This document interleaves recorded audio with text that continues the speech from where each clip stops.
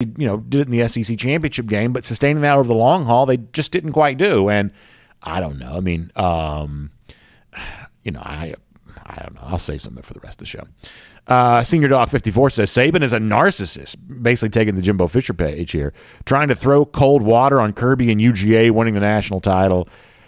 Yeah, I mean, listen, if you're a Georgia fan and you want to feel that way, you have every right to. I mean, I do believe that's the case. Like, whether it be the Ohio State love that we talked about yesterday or the Nick Saban stuff here, like, this is what being a fan is sort of all about. I know some of you don't like the wrestling stuff, but it's the thing that, like, what's his name? Roman Reigns always says, acknowledge me. Like, if you're a Georgia fan, I do think you have every right to look around and say, hey, acknowledge me. Stop falling in love with Ohio State and stop making excuses for Nick Saban. Acknowledge me, my team in this case, and what that team did a year ago. I got no problem with that. Doggy says that Nick Saban's no different than a Paul Feinbaum caller like Legend or somebody like that. Yeah, I mean, that's the thing. I mean, he does come across as just sort of any other fan, right? I totally think so. And Cam Hasty talks about the legendary T-shirt. We might zoom in later on and see if we can get a better shot of this, but I love it. I like our folks over at 7-6 Apparel. They do good stuff. They're let's see if we can get at this one. So for those of you who don't know, let me see if I can position myself so I can see this. For some reason, it's always kind of hard to kind of keep the microphone up, and let's see if we can get all this going. So for those of you who don't know, like this right here, and it's always kind of hard for me to point because of the mirror image here, but this is like the Alabama state flag. So this is like the word excuses, Alabama state flag, and you got the 33-18 kind of embedded in the state of Alabama here on this. Our friends over at 7-6 have done good work. I don't know that they've done better work than this. So, yeah, perfect day to wear this, and really excited about the fact that they're going to be with us for the DawgNation Duck Hunt tailgate here coming up. Also, Randy Hall on the subject of Connor Liu, who's getting ready to make his commitment announcement. I guess it's tomorrow. So, getting ready to see where the young man there from Kennesaw Mountain, which is really, by the way, one of the cool stories and by the way, good morning to all of you, Facebook, YouTube, Twitter, Twitch. Welcome into our show here today. But Kennesaw Mountain, a couple of years ago, they were 0-10, and now they're one of the certainly top programs in Cobb County and an up-and-coming program here in the Atlanta area, and they got a lot of good players, and Lou's certainly one of those, and he's getting ready to make his certainly a big commitment announcement here this week, which we'll be watching pretty closely. Dan Carl says, what excuse is Saban going to use after the Dogs beat him this year? Yes, that's one of those things. It's like, this is one of those where you got to sort of have to pin him down on something. And listen, a lot of you have friends like this. Maybe some of you are this friend where if you're playing golf, there's always a reason. My back hurts, something like that. Or if you're playing, fantasy football, oh man, I just been really busy lately. I haven't had time to keep my team. Like there's always a reason why things aren't going the way that they should be going. It's like when I was a kid. I don't know if video game systems are still like this. Maybe they are. But when I was a kid, there was the bad controller. Like the one controller was sort of thought to be better than the other. And if you ever lost playing what we'd have been playing back then, were sort of much more kind of rudimentary game systems than we have now. If you lost, it was I had the bad controller, I had the bad controller. I lost. I don't know if video game systems still have a bad controller or not. I don't know if that's still a thing. But back in the 90s, when some of this stuff was kind of getting going, Sega Genesis, things like that, there was always like one controller that was sort of worse than the other. And if you lost the game, I had the bad controller. That's why I lost. And so when you got that friend you're competing against, you got to sort of pin them down at the very beginning. All right, do we agree we're playing on a level playing field here? Do we agree that's all the same? And it seems like we sort of have to do the same thing with Nick Saban now. Okay, so if last year was rebuilding and last year was whatever, do you have your team the way you want them to be now? Are you satisfied with your team to start the season? Because if you are, that means given the results, whatever happens this upcoming year, then you're going to have to live with however it works out. And if you win the national championship, which they very well might, then, credit to you. But if it doesn't work out again, Alabama's only won one of the last four, by the way. If it doesn't work out, then I don't want to hear anything then because you're not saying it right now. I think the commenter's pretty correct on that. You sort of got to pin Nick Saban down before the season begins. I think that's right. William Perry says, I usually defend Saban, but he's all out on his own on this one.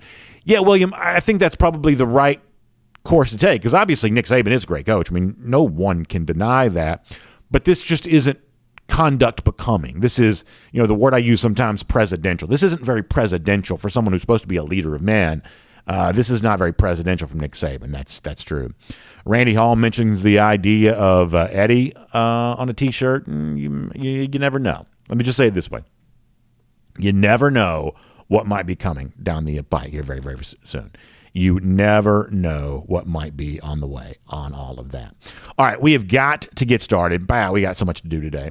So on today's show, I'm going to make a very fun announcement about something literally that many of you have been asking for. Guess what? We are a show for the people.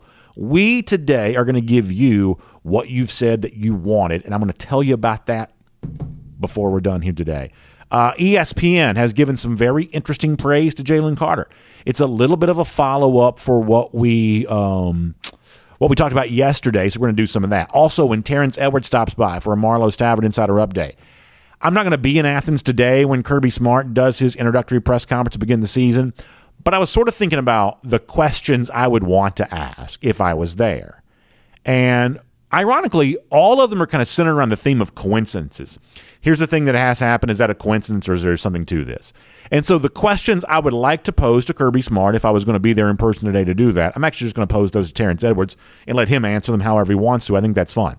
But off the top, for those of you who are tired of Nick Saban's excuses, boy, do we have something for you right here off the top. It's going to be a lot of fun. I am so glad to be doing it with you. It is DawgNation Daily, the daily podcast for Georgia Bulldogs fans, presented by Merriweather and Tharp, and it begins right now.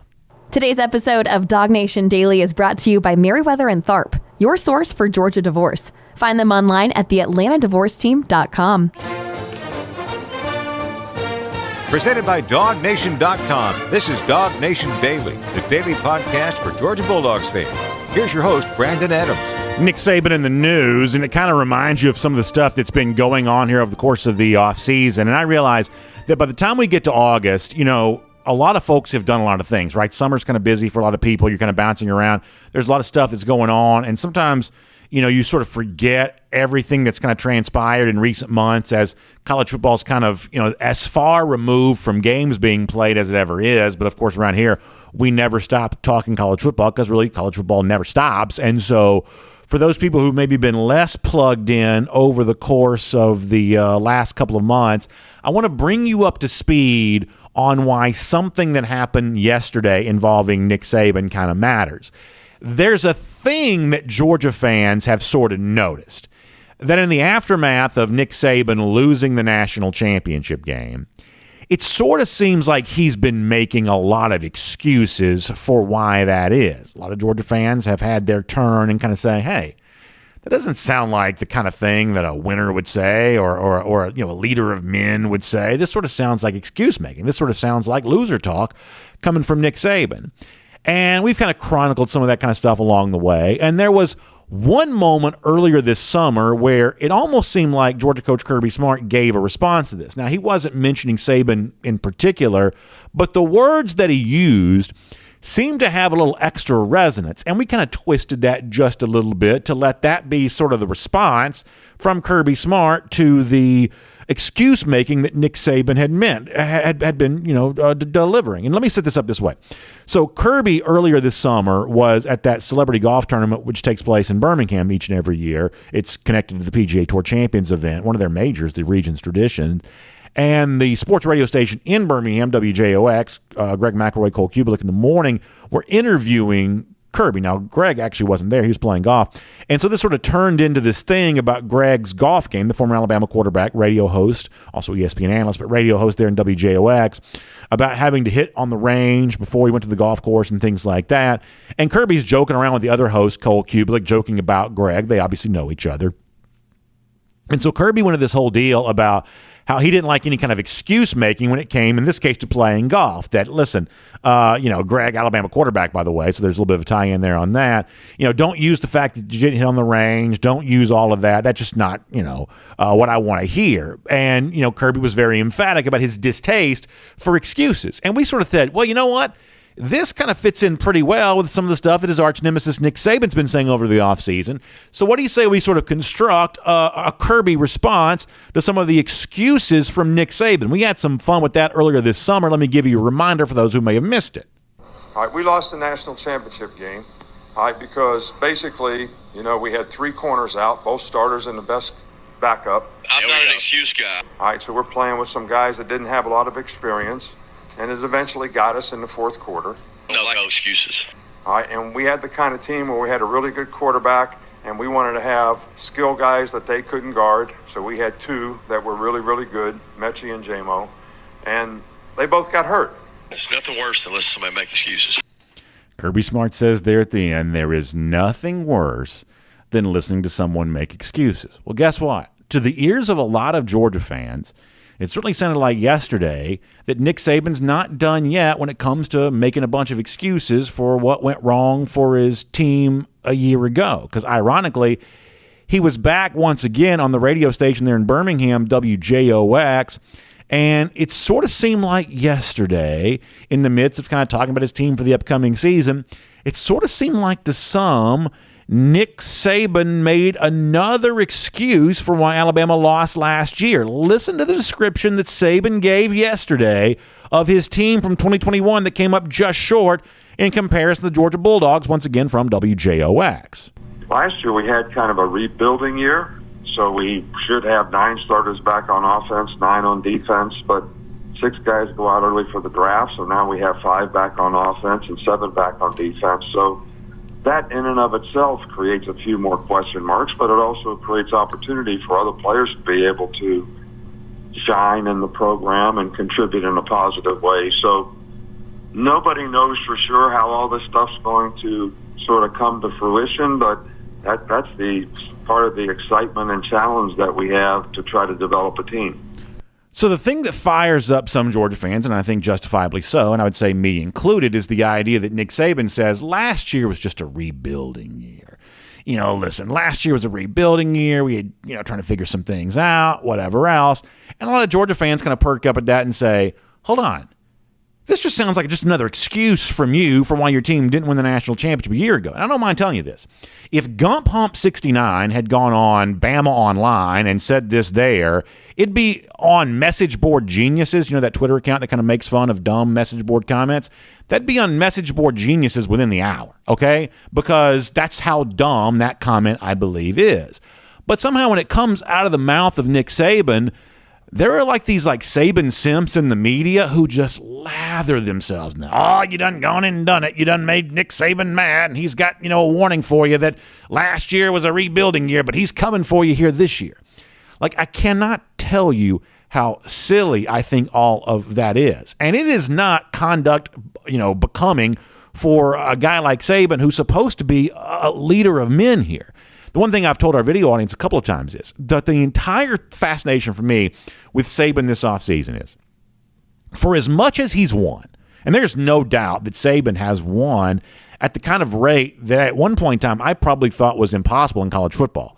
Prior to Nick Saban and the run that he's gone on in Alabama, I don't know that I thought it was possible to kind of win as many championships as he's won. I thought college football was just too tough of a sport to do that. But Saban has actually made the sport, going back to his time there with the Crimson Tide, the first title in 2009, up until now. He's actually made the sport make winning look easier than it actually is. So Saban is an unprecedented winner, and we don't have any problem around here giving him credit for that, nor do we have any problem giving him credit for being the best coach of all time. I just think that's kind of what he is, and he's in the midst of that career here right now. But my fascination with Saban, though, is for all the winning that he's done, all it takes is one loss to make him sound like any other loser. I mean, it's amazing to me. Woulda, coulda, shoulda, injuries, rebuilding year. We had hotshot young players that didn't buy into what we were going to do. Blaming it all on one of his wide receivers, Jai Hall. He seemingly did that, certainly plenty. All of this is just sort of the excuse talk that is the hallmark of every loser you've ever known in life. And for all the winning that Nick Saban is doing, he still just sounds like a loser after he just loses one game. It's kind of amazing the gravitational pull that seems to sort of move you in after you lose a game, and Nick Saban not impervious to that, even after all the winning that he's done. So we felt the need around here as a way of giving the response to all of this that it deserves to kind of reboot our little Kirby response here. Kirby sort of gave his distaste earlier this summer to excuses. So in honor of that, we've kind of rebooted this a little bit in terms of the Nick Saban excuse making and the Kirby Smart's terse response. So here this is. Enjoy this. Last year we had kind of a rebuilding year. It's nothing worse than listening to somebody make excuses. Now, here's the thing I know. There are a lot of folks right now who are listening to the show and they're busy, right? You're trying to get some work done, or maybe you got kids talking in the back seat as you're driving, whatever else. Not everybody got a chance to hear that, so let me let you hear it one more time. Kirby responding to Saban. Last year we had kind of a rebuilding year. It's nothing worse than letting somebody make excuses. And then one more time here, because in the state of Alabama, let's face it, their bandwidth not always as good as it could be. Their internet maybe not quite always working as well as it could. There may be some folks in Alabama who haven't quite gotten the signal there yet from Kirby Smart. So one more time for those folks on that there as well. Last year we had kind of a rebuilding year. It's nothing worse than letting somebody make excuses. Tell them about it, Kirby. Now, let me be serious here just for a moment. If you take Saban at his word, well, last year was just a rebuilding year. Last year, hey, you can't hold last year against us. We were just rebuilding. We're just trying to figure some things out. If you're going to take him at his word on that, I think it's very interesting to see how he has choose to build himself up coming off that rebuilding year. We had one of our commenters on video a moment ago who described sort of the mercenary element of this Alabama team. A lot of transfers, offensive lineman from Vanderbilt, wide receiver from Georgia, wide receiver from Louisville, running back from Georgia Tech. There's one of our commenters on YouTube who sort of also calls them the East-West Shrine Bowl team, because they've sort of like picked this guy from everywhere and kind of bring all these guys together who've never met each other, kind of throw them together like an all-star team and see if they can run out there and play some games together. I think it's really interesting that in light of Saban's comment of last year being a rebuilding year, the way in which they are building themselves up in the aftermath of last year's so-called rebuilding year has been to kind of go out and get some component pieces from other places. I think it's kind of interesting. It used to be the motto around Alabama football was built by Bama. Now it seems to be it's almost like borrowed by Bama. Hey, we couldn't develop our own running back. Georgia Tech let us borrow yours. Or, hey, we don't have any wide receivers waiting in the wings after Mechie and Jamison Williams. Georgia, let's borrow one of yours. Or Louisville, let's borrow one of yours. We got to go Vanderbilt to get an offensive lineman. We got to borrow that guy there. We were in a rebuilding year last year. Now we're going to build ourselves up using guys who are kind of developed at other places. I think that's a little bit interesting.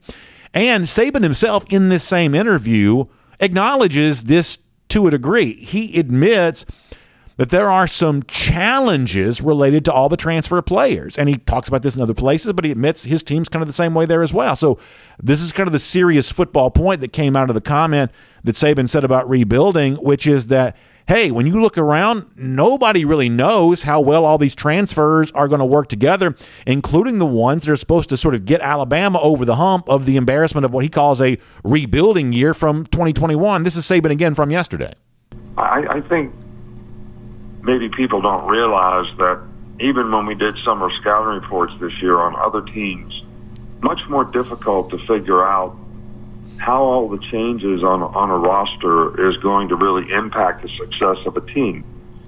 You have teams in our league that have 10 to 15 new players, not recruits, not people that you recruited and know what kind of players they are, but people that came from other conferences and other parts of the country that you really don't know a whole lot about.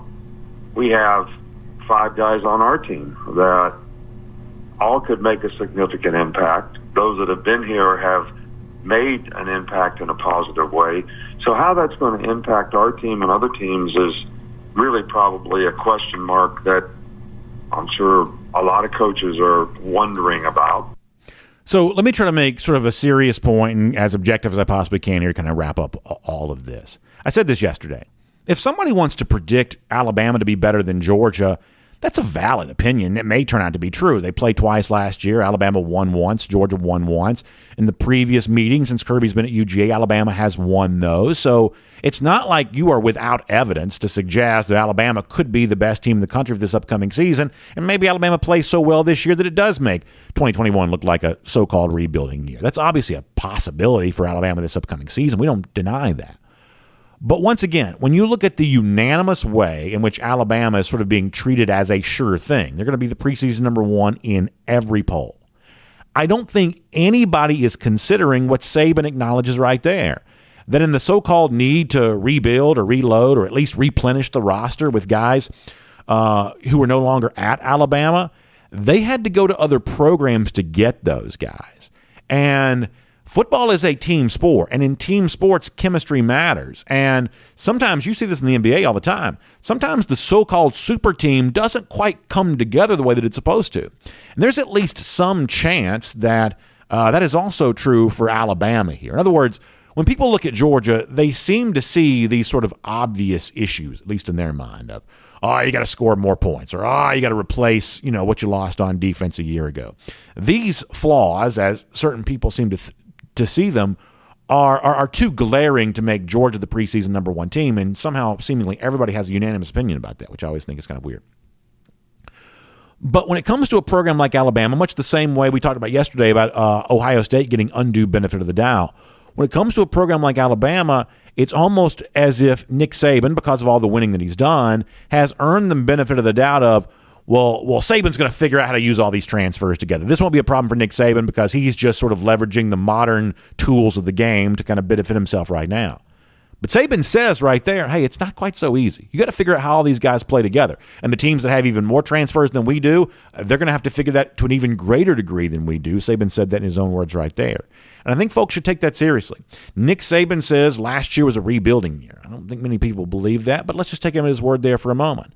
The fact that he's chosen to rebuild his team with component parts borrowed from other places is not a sure thing. And it's not obvious that this is going to work to the degree of winning a national championship. We may find that out ourselves coming up in just a few months.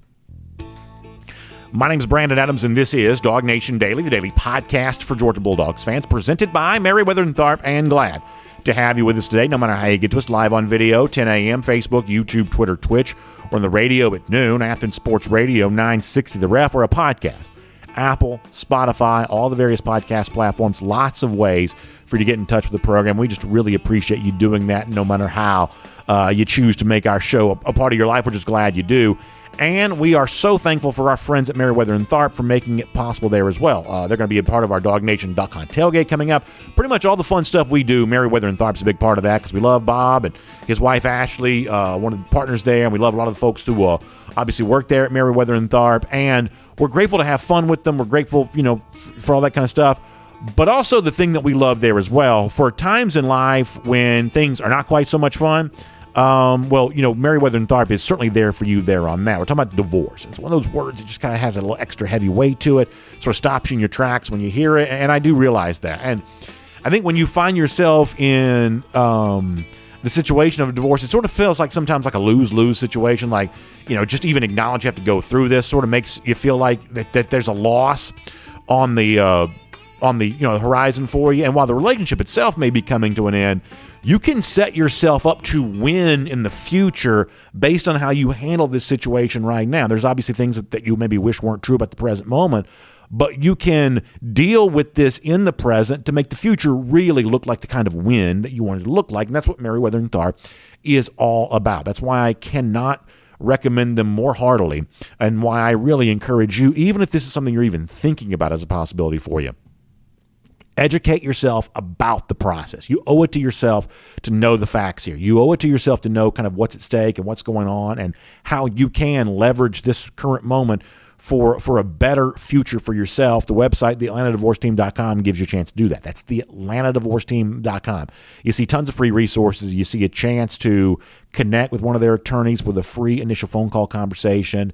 And after that, you can make the decision to hire Meriwether and Tharp and allow them to leverage the law for your benefit. That's what they do. They're the atlantadivorceteam.com. You can find them online there, the atlantadivorceteam.com. Meriwether and Tharp, your source for Georgia divorce. All right, here's what we're going to do coming up in just a couple of minutes' time.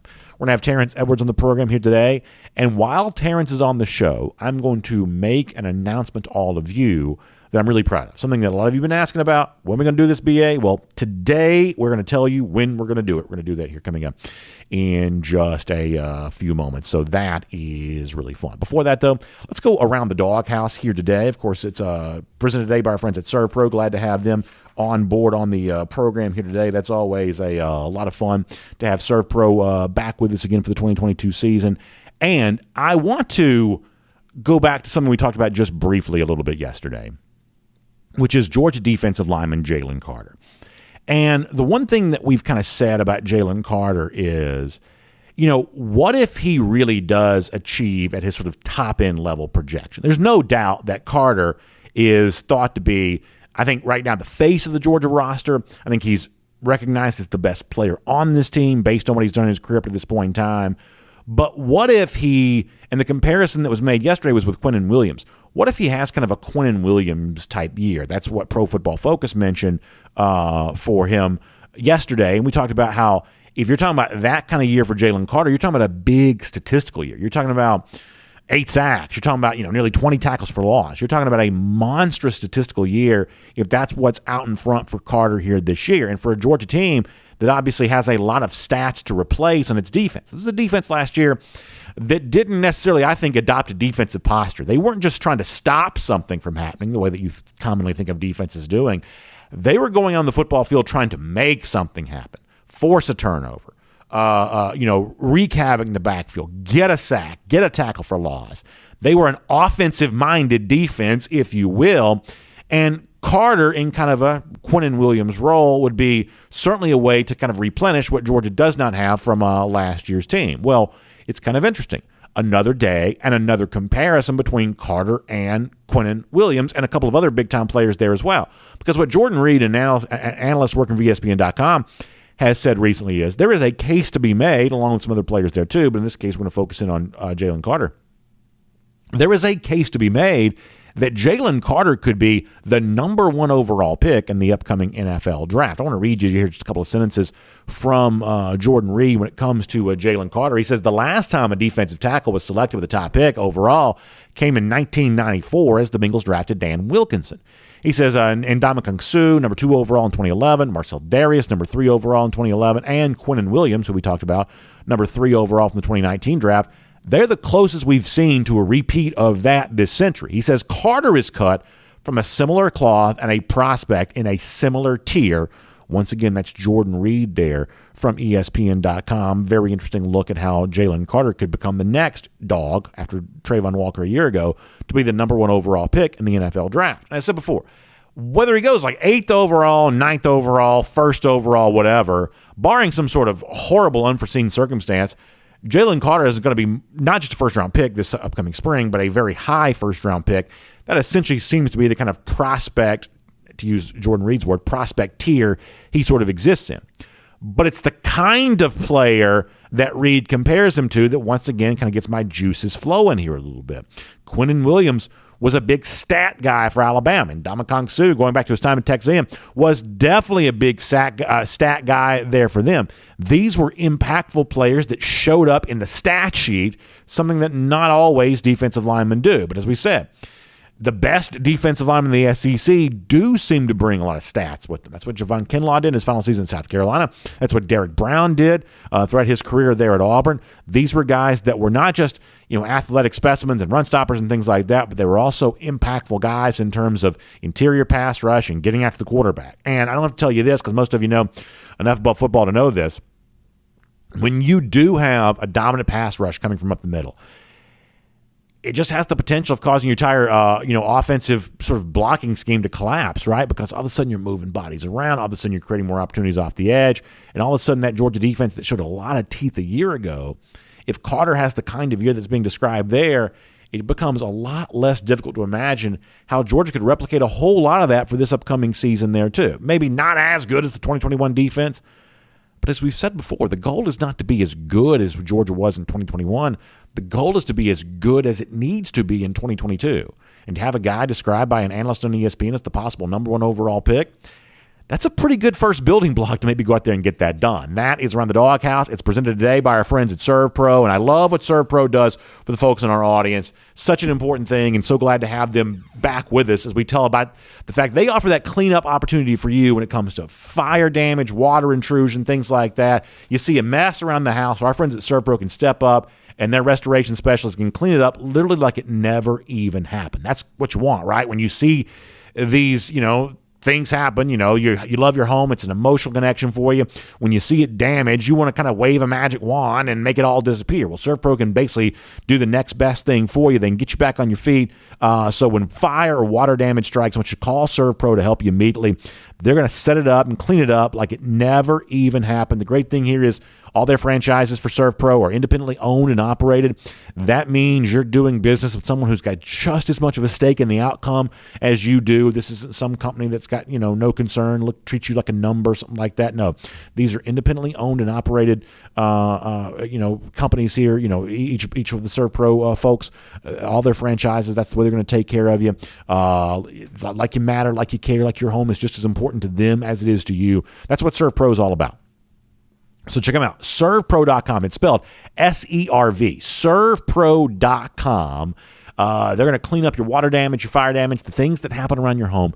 They're going to clean it up for you like it never even happened. So check out Serve Pro today online, servepro.com. Once again, SERV. All right, so let me tell you what we're about to do here. We're going to bring on Terrence Edwards. We're going to do a Marlowe's Tavern Insider Update with him. That's really fun. And I was telling our video audience this before. So I am not going to be in Athens today when Kirby Smart does his introductory press conference to kind of kick off the 2022 season. I'm here with all of you here in the studio.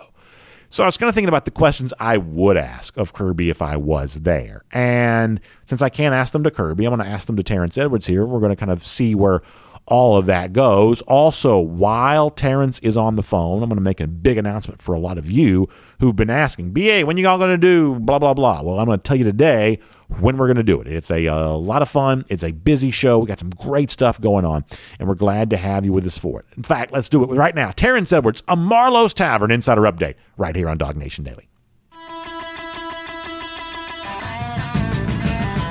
From Athens and across the SEC or wherever the recruiting trail may lead, here's a DawgNation.com insider. So we'll say hello to Terrence Edwards here. Always great to have him on the program. Marlowe's Tavern Insider Update as we kind of get things going with him here a little bit. And Terrence, today's a big day for the Georgia Bulldogs, getting out, starting those fall camp practices, kind of working on themselves, doing those fundamental type drills and kind of cleaning things up. Prior to what will eventually become preparations for the Oregon Ducks. I'm guessing as a former player yourself, it's almost like your body clock never really changes. I'm guessing you kind of get some of those same sort of butterflies and that sort of nervous tension that kind of defines all players this time of year. I'm sure you probably still get some of those twitches going on, right? Oh, most definitely. As a football player, even now with my coaching, I still get the itch to go and play, itch to get ready for a season and the anticipation of football is back, man. Let's go out and, I think a lot of people have selfish goals, which you should have selfish goals going through the season. And if you use them selfish goals in a team aspect, then you're going to put the best version of yourself out there. So it's very exciting, especially for the incoming freshmen who didn't go through spring ball. That understanding college practice versus high school practices is just different. So the anticipation of college practice versus college high school, it's a lot going on. And for a guy who doesn't understand this, it could be nervous. It could be nerve-wracking. Well, I heard Nolan Smith say that at one point in time, back at SEC Media a couple of weeks ago, that at one point he and even Nakobe Dean were talking about this. Now, these are two guys. Nolan's a very good player for Georgia right now. Nakobe's sort of a historically good Georgia player. But Nolan was saying at SEC Media Days that at one point in time, he and Nakobe both early in their college careers were like, what have we gotten ourselves into? This is hard. And these are like amazing athletes. These are elite recruits. And even for guys like this, the start of those first college practices were so overwhelming. It had them asking some tough questions about themselves of, wait, am I really cut out for all of this? Because this is really, really hard. I mean, that gives you an idea of just how challenging all of this is, that even guys that eventually thrive kind of go through that moment where they're left to wonder, oh boy, is this, did I fully understand how hard this was actually going to be? I don't think you really understand how hard it is until you get there and get in it. I wish that just the casual fan had the opportunity to go through just one practice and understand the tempo, understand what your body has to go through. It's shocking. It's shocking to your body what you're going through. And, that's why I don't criticize players and everyone that often, because I understand the hard work goes into it. But that's the game that we chose to play, and that's the hard work you have to put in. And I tell people all the time, football ain't for everybody. It is not for everybody because it's an awesome team game. We may have had a little bit of a cell issue with Terrence. We'll see if we can. Terrence, are you there? We kind of lost you there for a moment. Yeah. Okay, now he's back. I'm here. Yeah, but I totally agree with the point you're making. It's not for everybody. And I think the hard part of this probably is, okay, so you work hard just to get through that practice, and then you got to go to sleep and wake up and do the same thing all over again, and then every other day after that for like the next foreseeable future. The fact that you get through it and then have to sort of turn around and just do it all again, that's where the grind kind of comes in, right?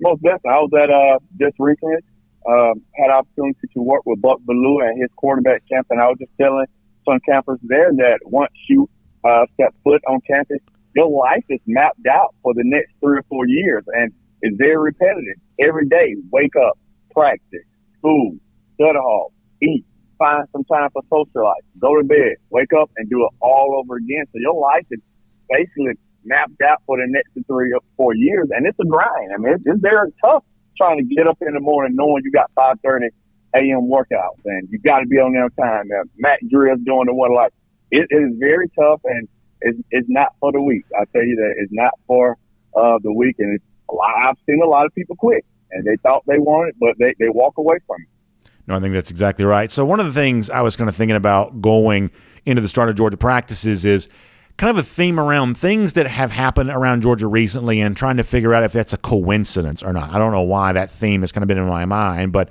that's what I've been kind of wondering about. And so I wanted to sort of pose a couple of those questions to you here today. For instance, last year we saw a huge breakout season from Brock Bowers. Now, it just so happens that coincided with a injury situation for Darnell Washington, who was a tight end that a lot of folks were really excited about, but at the beginning of the season, he was kind of taken away from UGA. Do you think that the breakout season for Brock Bowers kind of happened in part because there weren't balls going the direction of Darnell Washington because he was injured and not out there? Or do you think a guy like Brock was probably destined to do all that no matter what? I think he's destined to do it, but I think with the injury it's moved his acceleration up even farther than it would have. Darnell Washington is a heck of a tight end. I think people lose sight of that. Very different than Brock. He's 6'7", 6'8", and Brock is, just a speed demon. So two different types of tight ends, but very effective in their own right. So I think Brock probably wouldn't have broke my record. I'm just putting it if Darnell would have been there. But we saw something that I saw early on that Brock is a heck of a tight end, man. And with his catching ability and his speed, I tell you this, I could be wrong, but I only seen Brock drop one pass all year. Yeah. I think that was in the SEC championship game against Alabama. One pass all year, that is a heck of a catch rate radius for him. And now with the weapons around him, with Eric and Darnell coming back full strength, I think you just see more to come with that rule, period. Once again, along the idea of kind of a coincidence, the last couple of years, Georgia has had a rushing attack that's a little bit been more kind of by committee. You've seen 4 guys get a similar number of carries. But if you want to go back to the best versions of the rushing attack at Georgia, this is like 2017, 2018, when you had 2 guys, a tandem of backs who were getting far more carries than the rest of the folks were. Is this a coincidence? In other words, does Georgia need to get back to identifying its 2 best running backs and feeding them the majority of carries? Or do you think they can have as potent a rushing attack as they need to, giving 3 or maybe even 4 guys the kind of carries they've been distributing the last couple of years? I just think each back carries a different skill set. So you just need to feed off whatever skill set brings. I think Milton is your bigger bruiser guy. He's big. I didn't realize he was that big, so I walked up on him. And Kenny McIntosh is another guy that can make you miss in the open field, and he's very reliable in the pass game. And I'm ready to see John Edwards be able to get some carries and limited action that he's had. He's impressed me a lot. Of course, his last name is Edwards, so he would impress me. But I'm ready to see the 2 freshmen we got. I've seen some pictures of the Robinson kid, and I was telling someone the other day, there's no way an 18-year-old should look like that. Yeah. And he is, man, he's a good-looking kid. And I had a guy, and I was going to tweet this the other day, just haven't had a chance. I know a guy that I played with in the Canadian Football League, and he trained the other incoming running back. Yeah, Andrew Paul. And Paul. And he said, Terrence, he got it. And I'm just waiting to see the camp. I want to see it with my own eyes. But I've heard from a guy that I trust very well say that Andrew Paul had it. So I'm excited to see those guys as well. But I just think your top 2 guys with Milton and McIntosh got to probably see the bulk of the carries with Jay Young getting some carries as well. I don't know if he's going to be a running back by committee. I just think you got to just get the best out of everyone and use their skill set to the best of their ability. And kind of a lot of that, Robinson and Paul were both not only incoming freshmen, these are also like traditional summer arrivals for UGA. They were not early enrollees. Sometimes the perspective I think we have is, well, it's a little bit easier to play running back as a freshman, especially if you look like Branson Robinson, first of all. And Andrew Paul's not a small guy in his own right, but we've all seen those photos of Robinson lately where he's really rocked out. But I think the perspective sometimes is, well, it's a little easier to make that transition as a freshman running back. But you've also got like blitz pickup and things like that are certainly responsibilities. From your perspective, obviously being on the offensive side of the ball, how easy is it for a guy at a running back position to step in and be a contributor as a freshman? Is that a position where you have a little easier path to playing time maybe than some other spots? I think so. I just think the biggest thing is knowing who to block on blitz pickup, and that's what summer camp is for. That's what the game plan is for. That's why you have the individual meeting. But when you just carry the ball, now it's just instinctual. You've been a running back, being able to carry the ball your whole entire life. So that's the easy part. The part that you really have to be very, very astute on is blitz pickup. Because now blitz pickup is a little different than high school. And these guys who are blitzing are not little guys. They're 225 to 30 pounds, and they're running full speed trying to knock you over. So you really have to understand the base of leverage and who you're blocking, and not just how to block, it's who you're blocking. Mm-hmm. So you don't want to be that guy getting stepped and killed, and coaches don't trust it. That's the easy way not to get on the field. So it's just a blitz pickup. That's probably the most challenging for an incoming person, but just running the ball is probably the easiest transition of all the positions. I think one of the most interesting players in this team this year on the other side of the ball for moments, Jamon Dumas-Johnson. I think it's fairly commonly assumed by a lot of Georgia fans that Jamon Dumas-Johnson has a chance to be a very good player. We've even had a lot of Georgia players who've given him a pretty high level of praise. But when you look at that spot that he occupies, kind of that inside linebacker for UGA, guys who've really had phenomenal years there before, Buckus Award type years, Nakobe Dean and Roquan Smith, these were year 3 players when they had that level of success. Jamon Dumas-Johnson is just going to be a year 2 player here this year. And yet when you think about the great years that Dean and Roquan both had, those were also the best team years that Georgia's had there as well, both of them college football playoff years as a for instance. So I kind of wonder, is that a coincidence, or do you think, Terrence, there is something about this Georgia defense that almost requires that elite inside linebacker play to be the best it can possibly be? Because that's what the best Georgia teams have had, that national award-winning inside linebacker. I'm going to take it back to this, and with those two guys, with Nakobe Dean and Roquan Smith, it's not their talent that got them there. It's their leadership ability. Their leadership ability is what set that team apart, in my opinion. He can go in, you're going to be taught very well to go be able to sideline, make tackles, identify plays, and go make those plays. But there are leadership that those guys that what took those defenses over the top for me. So it's not the ability of Dumas, it's will he be that leader that those two guys was. And I thought that is what set those two guys apart.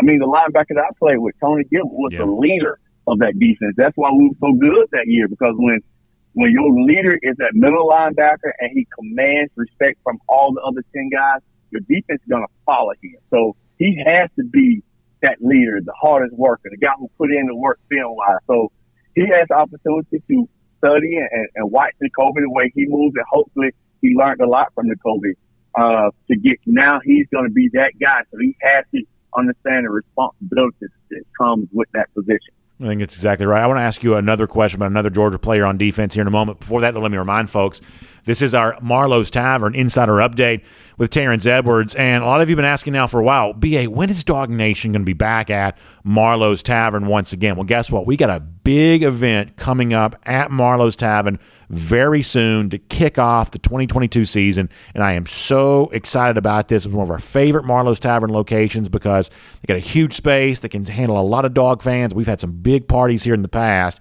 and no bigger party than this one to kick off Georgia's year as the reigning national champions. What a great time that's going to be. Our 2022 season kickoff event taking place Thursday, September 1st at 6 p.m. That's going to be at the Marlowe's Tavern in the Dunwoody Village Shopping Center there. So it's the Marlowe's Tavern in Dunwoody. The address here is 1317 Dunwoody Village Parkway. That's 1317 Dunwoody Village Parkway. We're going to be there Thursday, September 1st, starting at 6 p.m. We are so happy to be back doing this again. So happy to be able to see so many of you out there in person for that. It's going to be an incredible way to kind of lead into the first game for Georgia against the Oregon Ducks there on that Saturday. A lot of surprises, a lot of special things on hand there for that day. So we'll tell you more about it as we get ready. But go ahead and, as they say, save the date here. September 1st on a Thursday night there at the Marlowe's Tavern in Dunwoody, 1317 Dunwoody Village Parkway. We are looking forward to being there for that. And Terrence, one question I wanted to sort of get with you before we say goodbye to you is, I've talked a lot about Jalen Carter the last couple of days. And, Carter gets all kinds of like early NFL draft buzz. I mean, we've had ESPN dudes saying he may be the number 1 overall pick. How important is that for a team to kind of have that guy who may truly be a superstar player? And I don't want to try to put too much on him because you've obviously got to go out there and, and stay healthy and do that and kind of, take your game to the next level. I'm not trying to like put the cart before the horse here, but if things go according to plan, Jalen Carter will be a great player. Jalen Carter will be a household name if he isn't already. And there are moments for every team and every season where adversity strikes. Whether it be like in basketball when you kind of turn to that superstar who was willing to take that last shot for you, or football, that person that sort of knows you're going to bail you out in a tough jam or whatever else. How important is it to have a guy like Jalen that's kind of the face of the program, at least the face of the defense, that, hey, when things get tough, it's just good to know you got a great player there on your side. Jalen kind of in that role for UGA here this year. How important do you think that is? So before I answer your question, I have to say this here. When Jeff Santel had me on, like 2 years ago or 3 years ago, when these guys was incoming freshmen with him and Jermaine Burton and all that class, and Jeff asked me, Terrence, who's going to be the best player in this class? And this is on record. This is documented. I told Jeff Jalen Carter is going to be the best player in this class. Terrence, either outside the receiver, yes. Jalen Carter, I saw this in high school. To a guy to be that big, that powerful, but have the skill set of a tight end because he played a lot of running back, fullback. I saw it then that this guy was going to be a special player. And I said it then that he will be the best player in this class coming out of high school. And he's showed us that he's a special player. He's quick, he's fast. Man, I'm really excited about now he's the anchor. Jordan Davis is gone and he's a damn good dog in his right, but I think Jalen just has a little bit more special skill set than Jordan has. And to have a guy like that, that's a face of your program, the leader of the defense on the D-line, and other guys now just have to follow his lead. If he goes out and just do what he have done and been that dominant player, and having that push up the middle, the outside guys with Nolan and Robert Bill should have one-on-one coverage, and the double team should go to him. So he's gonna have to beat double teams. He's gonna have to show that. But Robert Bill and Nolan should now have one-on-one coverage, and now it's up to them to have that push from the outside because Jalen's gonna have that push from the inside. So this guy is ultra talented. I saw this coming out of high school. I know you love basketball. Do you remember the videos of him when he was still in high school and like the dunks he was doing? Like, to see a big guy getting off the floor like that, I mean, in a lot of ways, that's almost like all you need to see. I know your former teammate Thomas Davis was kind of brought to Georgia on the basis of a basketball, film there as well, or seeing in person playing basketball. That sometimes when you watch one of these big football style athletes and they're moving that well on the basketball floor, in some respects, that's sort of all you really need to know. Right, you just look at Trayvon Walker. Yeah, his high school team won like 100 games in a row. That's right. Part of that, so having a guy that big, that fast, that agile, and it only translates onto the football field. So I think he's going to be a top 10 pick as long as he stays healthy. Let's knock on some wood. But he's an ultra talented guy that I saw come out of high school, and he just has the skill set to take over games, just like Jordan Davis. But now it's just going to be a different way than Jordan did it. Well, you've got an eye for talent because of all the time you've spent around the high school game. And speaking of that, doing a great job working there with the Milton program. Obviously, a little bit of a new look Milton program this year, new first-year head coach over there and everything else. But you're also doing some great stuff there as well with your personal coaching each and every day, the Terrence Edwards Wide Receiver Academy. For folks who want to get more of that, find you on social media, how can they reach out to you? You can find me on all social media platforms, Terrence Edwards Wide Receiver Academy. Terrence, thanks so much for being here with us for our Marlowe's Tavern Insider Update. We'll look forward to talking to you again next week. Thank you. Let's take a look around the rest of the league. This is SEC Through. Yeah, Terrence is right. These defensive linemen who are good at basketball, like that's a sure thing as you get right there. And a lot of you have been around with us for years, you know, there's nothing I love more than watching football prospects play basketball. There's just something kind of cool about that. I love the way in which the rim just sort of snaps when a football player dunks at the high school level. I think it's great to see. And there's some good highlights out there of football players playing basketball. But some of that stuff from Jalen Carter back in the day, that's about as good as you're going to see from the football player on the basketball floor.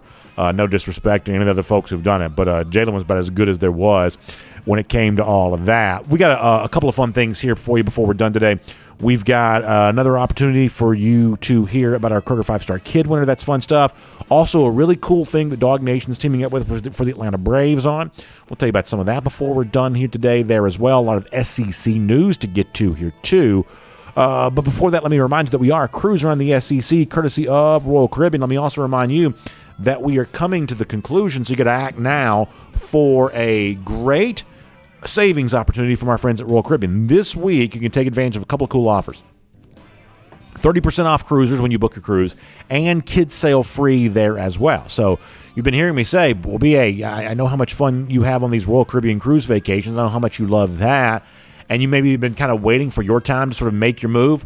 Y'all, this is it. This is a great time to take your family, whether you're kind of planning some sort of fall vacation, or you start thinking with the holidays or early 2023 or whatever else. You can book it now and sail obviously later on. But take advantage of this great savings opportunity. 30% off cruisers, kids sail free, some really cool sale opportunities right now. So whether it's a 3 or 4 night trip to the Bahamas that includes a stopover at Perfect Day, Coco Cay, one of these 7-night sailings, perhaps on an Oasis class ship and all the fun stuff that goes along with that.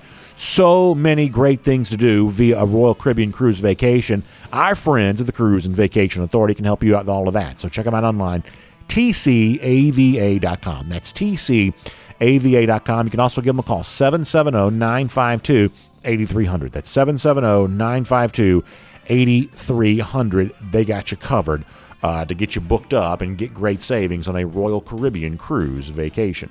All right, so we got something really cool to tell you right now, which is that football is back. I don't mean like figuratively, I mean literally.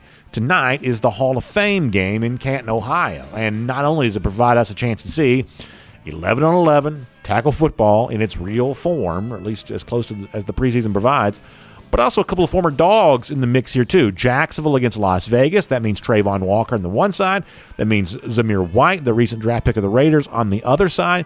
So we have made it, folks, for all the time through, these months where there's really there's plenty of football conversation, but there aren't any football games. Well, for now, until, the cows come home, we are going to have football in our lives, preseason football kicking off tonight. So I know a lot of you are looking forward to this and getting a glimpse of those dogs, and honestly, a lot of other storylines there as well in this game, whether it be the very crowded situation when it comes to quarterbacks in the AFC West. That's the division the Raiders occupy, or year 2 for Trevor Lawrence, the aftermath of the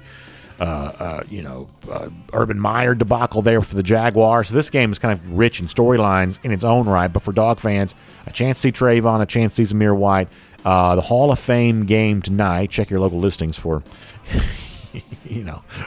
further details, but fun to see pro football back in Canton, Ohio here tonight. Also, speaking of football on TV, there's this guy on Twitter, and like a lot of people don't really even remember this, but back in like the 90s and early 2000s, there was a guy named Rudy Martzke who was a big TV sports critic type guy, wrote for USA Today, kind of had the market cornered on covering TV and sports. And so there's this guy now on Twitter who's like fake Rudy Martzke, basically kind of doing the same sort of shtick, but not the actual Rudy Martzke doing that. And he put out a bunch of stuff yesterday about, announcers for the upcoming game. So this isn't, I don't believe, the official release, But according to fake Rudy Martzke on Twitter, the broadcasters for the Georgia-Oregon game going to be Sean McDonough play-by-play, Todd Blackledge doing the color there on that. So pretty good broadcast team for that 3:30 spot between Georgia and Oregon. It's a big game, so you'd sort of expect to have kind of a big thing for that. We lost our SEC through music. That's probably not the end of the world. I don't believe it ran out. I think it just stopped playing. So, but nonetheless, we can roll on without that. But the point is according to fake Rudy Martzke on Twitter, it's McDonough, it's Blackledge there for that game coming up for Georgia and Oregon. Thought it was funny that Chris Doering, the SEC network analyst, great former Gator, has been kind of making the rounds as of late, pretty critical of Florida fans. Which, listen, if Doering wants a spot here in DawgNation, if he, we'll certainly bring him on board here if he wants to join us in being critical of Florida fans. But basically, what Doering has kind of said here is that Florida fans have shown too much impatience with the start of the Billy Napier era, and may not surprise you. I sort of see this a little bit different way. Now, listen, I love the idea of criticizing Gator fans. I enjoy that. But I think there's a case to be made here is that the impatience that Florida fans have shown, I think it's actually spurred Florida on to do a little bit better. I mean, listen, I think that Florida is one of those programs that for a long time has kind of lived on its history, and listen, they've won national championships under two different head coaches. That's not an insignificant history. At one point in time, Florida would have been considered a great program back in the Meyer age, back when Steve Spurrier was there. And yet, it doesn't take long for this to happen. You sort of blink your eyes and it occurs. All of a sudden, your success is a long time ago. It's one of those things where everything is sort of fine and like you're just kind of in the immediate aftermath of your glory years. And then another cycle kind of passes through and another cycle kind of passes through and another cycle kind of passes through. And all of a sudden, you're like, oh gosh, current recruits don't even remember Tim Tebow. They don't remember Urban Meyer. They certainly don't remember Danny Werfel and Steve Spurrier. And while the administrators who've been around Florida, maybe they sort of remember those glory years and gotten fat and happy because of it, the actual current state of the program is not very good. And that's why you're looking at a new head coach here. So kind of pushing this team on to be better, accepting no excuses for losing quarterback recruit to Miami, whatever else. Some of the hysteria that Gators fans have shown this season has actually probably been kind of useful as a source of motivation for the program. I think they've recruited far better after the near revolt from a couple of weeks ago than they were prior to that. And if I'm guessing, that's probably not a coincidence, but nonetheless. Speaking of former coaches, Tommy Tuberville, now a U.S. Senator. We don't talk politics around here. But it is interesting to see some movement, and Tuberville's also been making the rounds as of late. Apparently he and Joe Manchin, who's a senator from West Virginia, might be talking about trying to come together on what might be some NIL legislation. Now, this is a long way away from actually being a real thing, but it's at least a possibility, so much so that some folks are talking about it. I am in favor of this. I think some sort of like federal intervention to, people say level the playing field. I don't necessarily even want to use that phrase. For me, it's more about kind of eliminating some of the chaos. You do not have a sport without rules. Like every game you've ever played, board game, card game, whatever else, it requires rules to be a game. It requires rules to be a sport. Without rules, you have no competition whatsoever. So what is the framework of that competition for college sports right now? Having some sort of federal intervention on that, I actually don't think would be such a bad thing. And while some people say that's never going to happen, I don't know that I necessarily believe that, although that's probably a different topic for a different day. But there are at least some rumblings of that out there.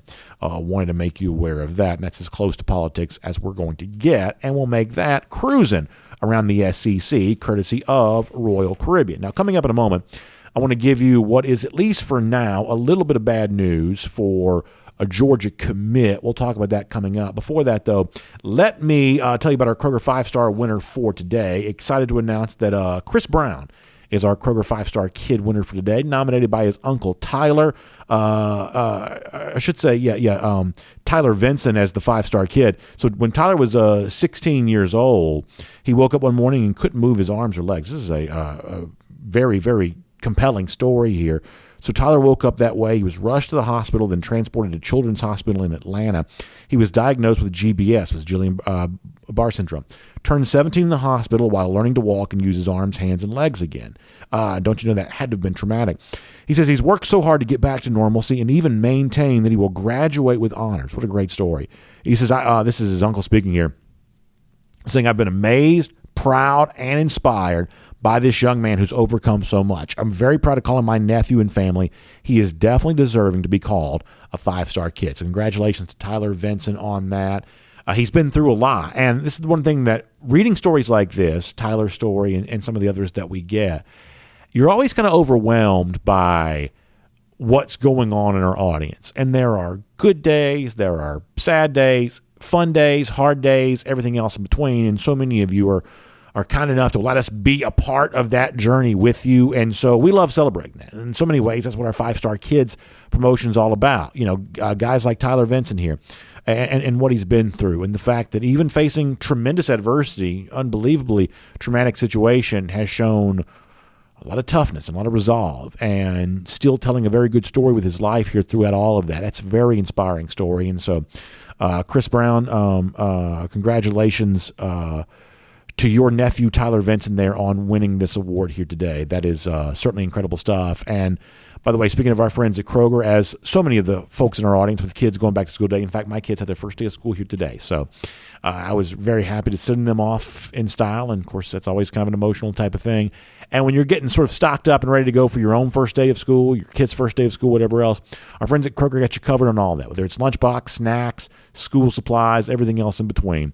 Kroger's got you covered on all of that. So check out your local Kroger on all of that today. Speaking of back to school, it has not been a happy situation necessarily for Gabe Harris, who had transferred in to Valdosta. This is a 4-star edge rusher, UGA commit. Our friends over at Georgia High School Football Daily have done some reporting on this. I'll show you this on the screen here.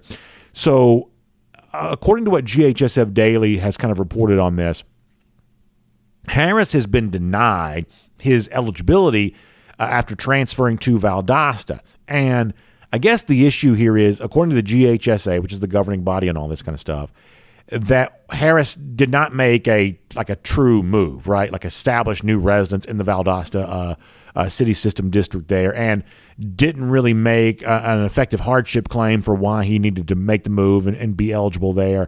So he's been denied that transfer. Now, he gets a chance to, I guess, appeal this, and maybe he gets a chance to have his eligibility restored. Although my understanding is, based on their reporting, is the eligibility appeal on this actually happens pretty late, so it'd be like right before the start of the season. So it's kind of a tough timeline on all of this. But for a guy that's of interest to Georgia fans, a UGA commit here right now, looking at a loss of senior year, because according to like a new rule in place of the GHSA, that if he's ruled ineligible at Valdosta, he can't go back to his old school either. And I guess my understanding is that's a new rule that's in place based on kind of what happened last year with the quarterback who was ruled, ironically, also ineligible at Valdosta, ended up going to Grayson, that it would be kind of a blanket sort of ineligibility kind of across the board to sort of correct what they thought was maybe a little bit of an imbalance from a year ago. So this is a little bit of a messy situation. It's not completely resolved.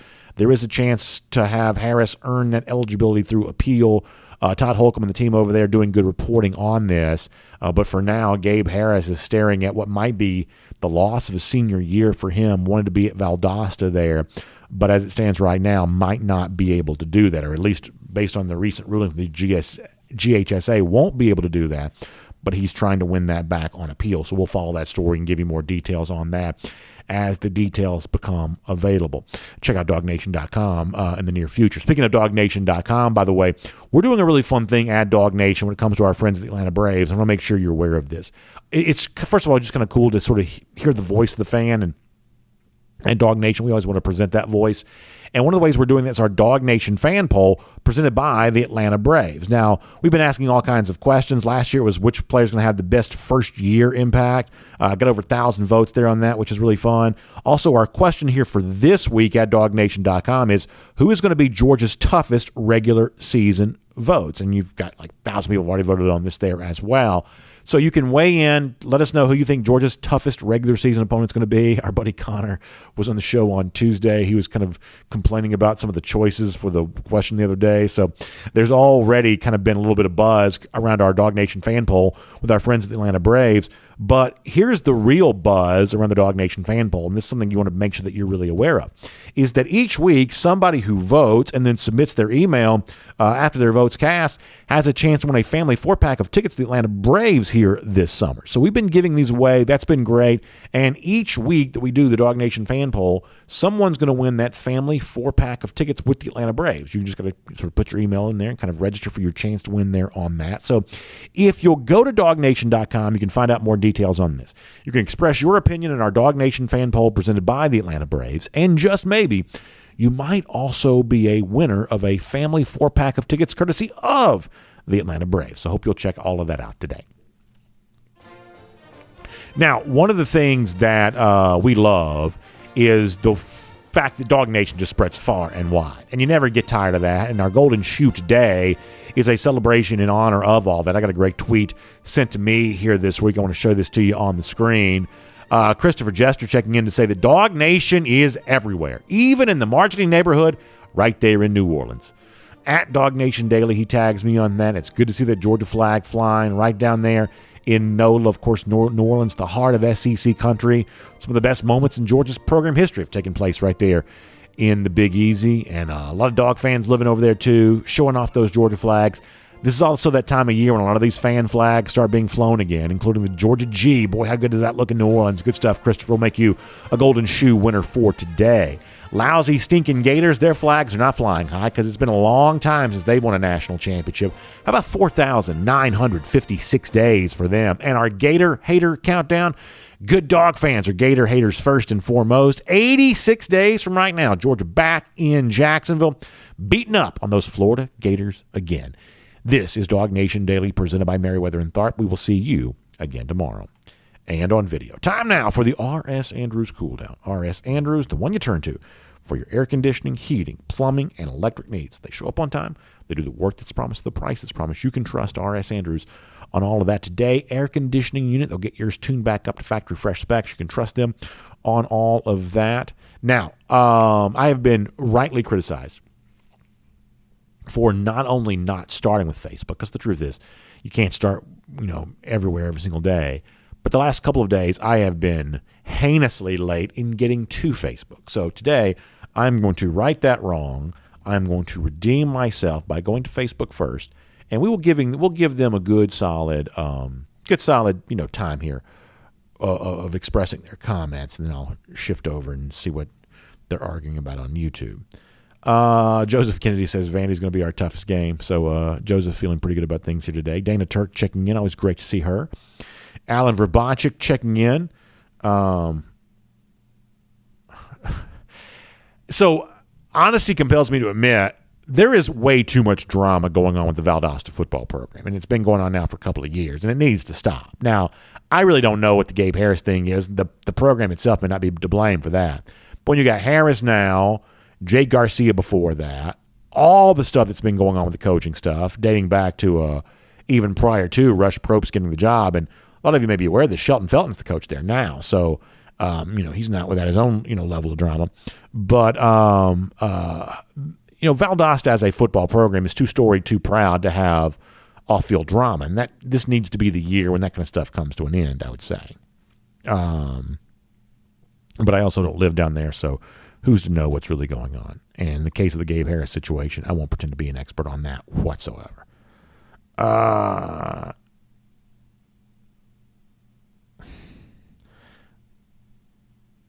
Matt Rugavina says, for some reason, I think Mississippi State will give us a tough game in Starkville. Yeah, those have really been, when I've kind of been asked that question, kind of circled in on that, it is those true road games that I've gravitated towards. I think Mississippi State is on the road there. That's not an insignificant test. I would say at Kentucky kind of the same way. I would put both those games ahead of the road game at South Carolina. Ironically, earlier in the season, the South Carolina game is going to probably get the most attention, but it's actually the trip to Kentucky, the trip to Mississippi State, which I believe might be tougher games. You've heard me say this before, but y'all, it's not impossible that South Carolina could upset Arkansas. Now, they're going to be an underdog that day, and they may even be a significant one. I think Arkansas is actually still a really good team. But, it's not an impossible upset to occur for the Gamecocks to win that game on the road. It's the week before they play Georgia. If South Carolina beats Arkansas, The Georgia-South Carolina game has a ton of juice. It really does. A ton of juice. It's probably got a decent amount of juice, even if the Gamecocks just go over there and play it close. If they play that game close on the road, their fans probably have some reason to feel pretty good about themselves. But certainly if they were to win, if Spencer Rattler were to go on the road and outduel KJ Jefferson that day and win that game for South Carolina, whoo boy, that would make Williams-Brice Stadium a little bit of a hothouse for the Dogs there that day. So I've always heard about this. Georgia and Olive talking about it. So the Python roundups going on in Florida. This is a real thing that goes on where they give hunting permits to people to go out and hunt pythons. Now, to me, I've always got great respect for people who hunt something that can hunt them back, like a python to a degree, or like wild boars. I always feel like, if you're hunting something that'll hunt you back, that's just a little different level of thing there. But I see that sometimes, Governor DeSantis kind of make a little bit of a thing about sort of opening up python season, whatever else. Like, can you imagine, like, a python, the fact that it just kill a gator, just, completely constrict that deal? I mean, we've seen, what it looks like to see a gator choked out before on the field. But as George Ann says, those gators having a little bit of trouble with those pythons in real life there, too. Marshall Colbert on the subject of tough games for Georgia saying it won't be Tennessee or Kentucky, maybe South Carolina because it's early, but I doubt South Carolina can actually score 30 on us and win. It won't happen. Yeah, listen, I think that Tennessee's probably a top 20, probably a top 25 team this season, but in terms of Tennessee coming in here and, even keeping it close against Georgia, it's just not something I really expect.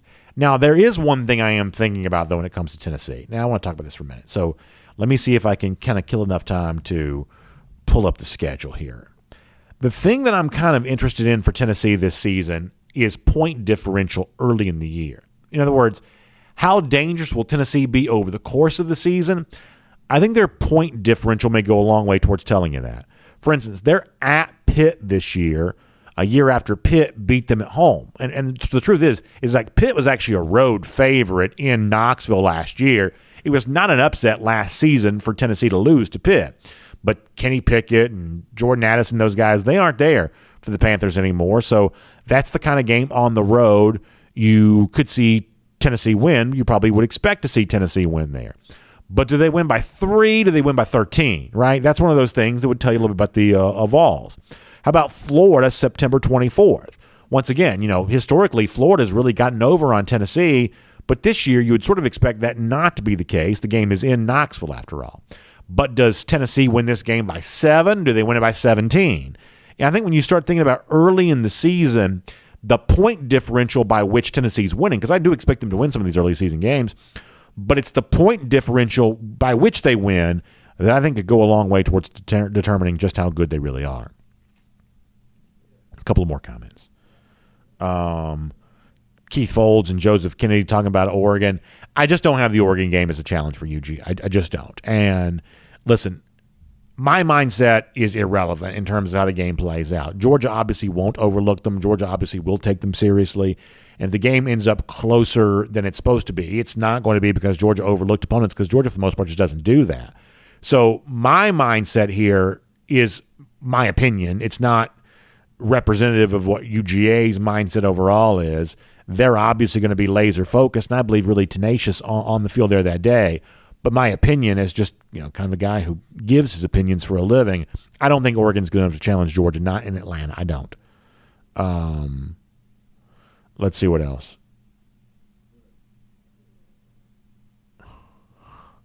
Matt Rukavina says the Oregonians going to need more than the Oregon Trail to find the end zone. Yeah, they may find out they're dying of dysentery here in Athens coming up in a couple of weeks, for those of you that kind of remember the old Oregon Trail game. All right, let's get some YouTube comments, and I'll come back to Facebook here in a minute. On YouTube, Paul Moon says, without Mark Rick, we don't have the program we have now. Yeah, I mean, a lot of the things that Kirby leveraged to his benefit early in his career, those were put in place by Mark Richt. And Mark Richt did make the program from a foundational standpoint into the kind of thing that could eventually win a national championship. Now, Kirby also made some necessary changes to. That's part of the story here. You got to sort of talk about both things at the same time. But it wasn't all broken. There were some talented players in the roster that Kirby inherited, and there was a winning mindset. Rick won 2 SEC championships, had been, in the mix there for a while. That there was a belief that winning was possible that existed at UGA that was probably certainly higher after Rick left than it was before he got here. That's probably true. Stephen Wainwright says, I have the best job in America. You'll get no argument from me on that. I certainly agree with that. Cine OG says, where can you get one of these shirts? Our friends at 7-6 Apparel, they made this, showing off the excuses shirt today in line of all the excuses that Nick Saban was making. Yeah, our friends at 7-6 Apparel got you on that. Howard Eubank says, the running game is going to take a big step forward with the play of the receiving corps. Yeah, I hope that's true because this is kind of one of those sort of hallmarks of modern football. It used to be that you run to set up the pass. Well, that's just not really as true anymore. That really it's the effective passing game that allows opportunities for the run game. That's kind of what football has become. You say, well, what about play action? Like there have been all kinds of sort of like the math nerd people have written about this a million times, that even for play action passes, there's no statistical proof that you have to establish the run of the game to make a play action pass effective. I'm not smart enough to know this, but there are plenty of people who crunch those numbers on a regular basis, and they write about this all the time. That even for like play action passes, the kind of play where seemingly obviously this would be the most true, that actually if you really sort of chart these games, it's not like you have to show a certain level of running success and now you can use the play action. The play action just sort of always works. That it doesn't require establishing the run in order to work. It just sort of works. That this really is a situation now where, hey, running the football is still important, but the order in which you do all this probably has changed some. It used to be that you ran on early downs and you threw it if you had to. Now, if you don't throw it well on early downs, and if you don't throw it well early in the game, then you're putting yourself into a little bit of a disadvantageous situation. If you are in 3rd and long too frequently, your offense is going to sputter because of that. You'll be punished, for doing that. You've either got to avoid 3rd and long or just avoid 3rd down altogether, and that's kind of what you got to do there. JC mentioning things changing since the Vince Dooley era. I mean, yeah, no doubt. I mean, Dooley was obviously a great run-first coach at a time in which that's the way that football was played. But it's a lot different here now. Let's see what else. Oh, yeah, I guess we should have mentioned Thomas Tyson talking about Stequavius. We probably should have done that for our additional golden shoe today. But when the Georgia team showed up, we did show some of this video a little earlier as one of the folks called him Stequavius Bennett with the much shorter sort of fade haircut. Definitely sporting a new look there on that. Foster Moss also laughing about the idea of entering year 74. That's also really funny there too. Motivated, dedicated on the subject of a fullback. I still like fullbacks. I do. Listen, I think there are a lot of good NFL teams that use fullbacks very effectively. So I don't mind fullbacks.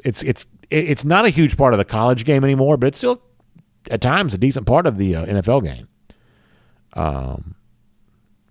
Jerry Dogfan says the Bammers think UGA is a Johnny-come-lately program, but we were also one play away from beating the 2018 national championship game at the conclusion of the 2017 season. And I think that's, kind of true, right? I mean, it's like history sort of remembers this as a great Alabama win and a terrible Georgia loss because obviously what happened in the final play. And Georgia fans don't make excuses the same way Alabama fans do. So, Georgia fans take their L on that, even if they, obviously Tyler Simmons and the stuff that you've kind of heard over the years. But the point is that Alabama needed a miracle to beat Georgia the first time they played in a national championship. So, totally. I mean, the notion that the die is cast and that the narrative is firmly established, written in stone for what Alabama is in comparison to Georgia, that's just not the case. These are two programs in the midst of competing with each other. And while Alabama has been on the upper hand, it is certainly a fair fight. Let's see what else. Howard Eubanks says the defensive line's rotated enough to give players some experience. With fall practice going against our offensive line, they're going to be ready. Yeah, Georgia plays a lot of guys, and it helps. It helps. It helps to have a lot of guys getting experience. Georgia kind of does that. You're right.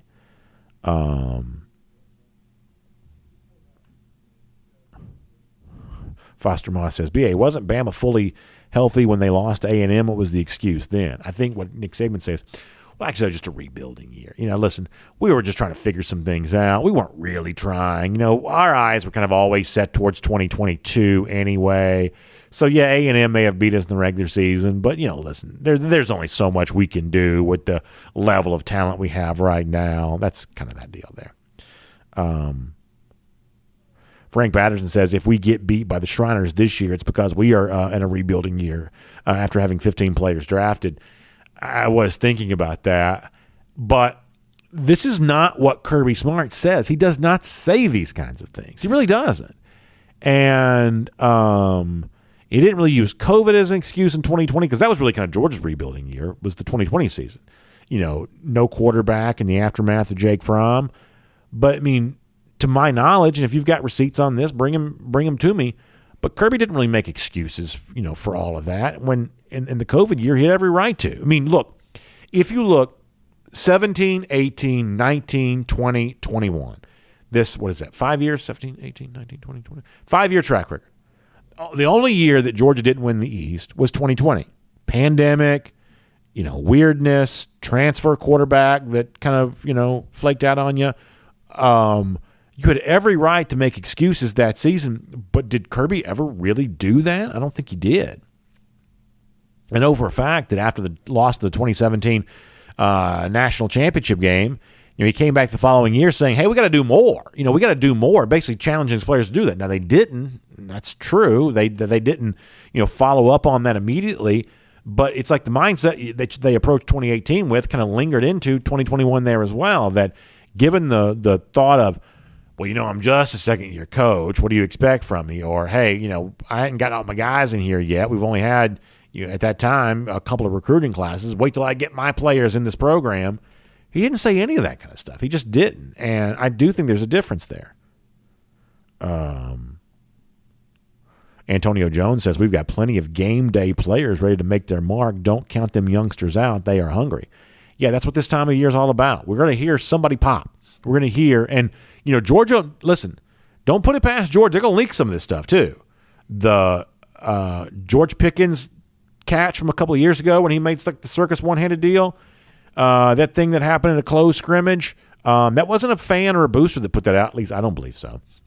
Because if they did, they'd, have holy you-know-what rain down on them. I believe that's one of those things that probably was an internal leak from UGA. Hey, look at this video. You think fans wouldn't like to see this? And somehow it makes its way on the internet. The Jalen Carter, remember when he blew up? And I don't mean to, pick on him. But he blew up Trey Hill that one time. All of a sudden, that video from a closed practice, that's, making its way, out. If something really cool happens at practice, Georgia's shown you before, they'll probably leak it. At least I believe that's what happened in the past. And at the very least, if somebody's really, one of these youngsters, is, as the commenter calls them, if they're really flexing out there, we'll probably hear that. That's kind of the fun stuff that happens this time of year. The other thing is so-and-so got hurt. That's the worst part of it. But yeah, that's some of the fun stuff that exists this time of year. Let's go. Brandon asks, what's the max amount of years without a national championship for Saban to retire? It's a very interesting question. Somebody actually brought this up to me on Twitter there as well. He said, hey, BA, what would have to happen for Bama fans to turn on Saban? And I jokingly said back to him, the same thing that happened a year before, and I think that's probably true, which is that it won't be all Alabama fans, but watch it this year. If the same thing this year occurs that happened last year, they lose to Georgia, a lot of those Alabama fans, they can't take it. They'll have to make their own excuses. Well, we would have won the national championship, but our coach is 70, and he's, losing his edge or whatever else. They will turn on him just like that. You watch and see if it doesn't happen.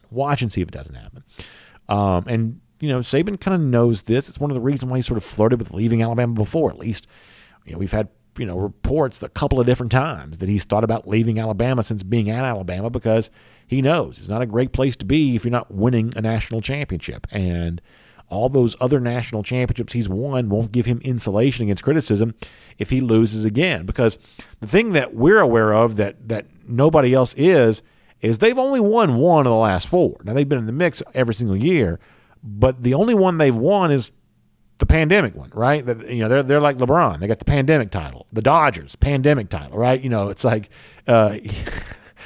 Alabama's sort of the pandemic champions of 2020.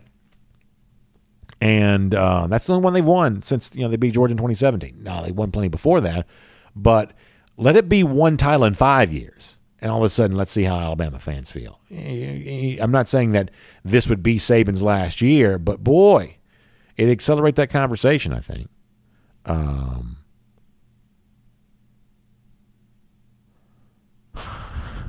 Jerry Dog fan says, we used to say when you cross Alabama state line, you go back 1 hour and 20 years. That's really funny. Really funny. And listen, this is all in good fun. It's all in good fun. That's all I'm going to say. Paul Moon mentioning an online prediction for Samuel Mpemba. That was good news. Did see a little bit of that. That's fun stuff. We'll have some recruiting talk with Jeff Sintel tomorrow. But it seems like right now Georgia is in a pretty good spot for Mpemba. And, of course, we're also watching for the commitment announcement from Connor Lew tomorrow. And I don't guess I quite know where that stands, but that is out there. Joshua Langford says, you've been talking about our running back production going down, but isn't that a feature of Monken's offensive style? Spreading it out, spreading wide, using skill players. Does Monken actually want a big-time running back? There's no doubt in my mind that Georgia is running a different offense now than it used to, and that's why the overall profile statistically looks different. In fact, if you go back and look, compare this team from 2021 to Georgia's playoff team from 2017.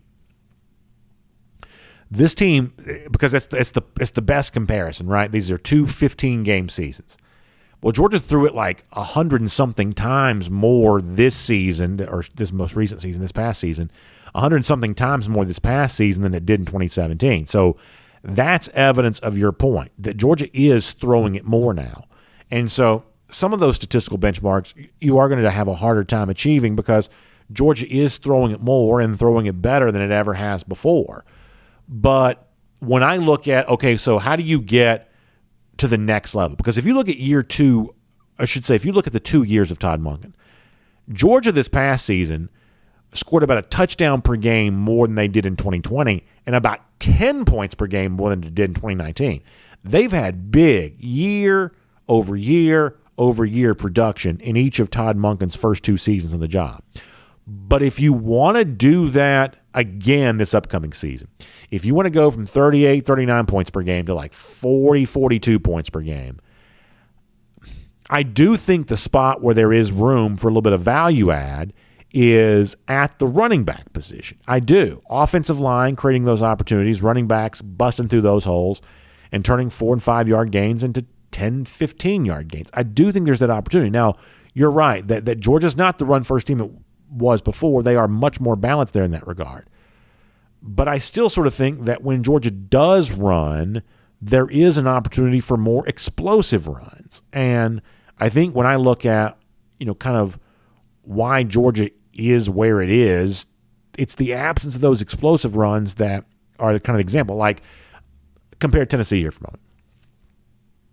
Tennessee throws the ball all the time, but they were still second in the SEC in rushing last year. It's you don't completely abandon the run when you become a good passing team. If anything, it creates more opportunities for your rushing attack, as we were kind of talking about before.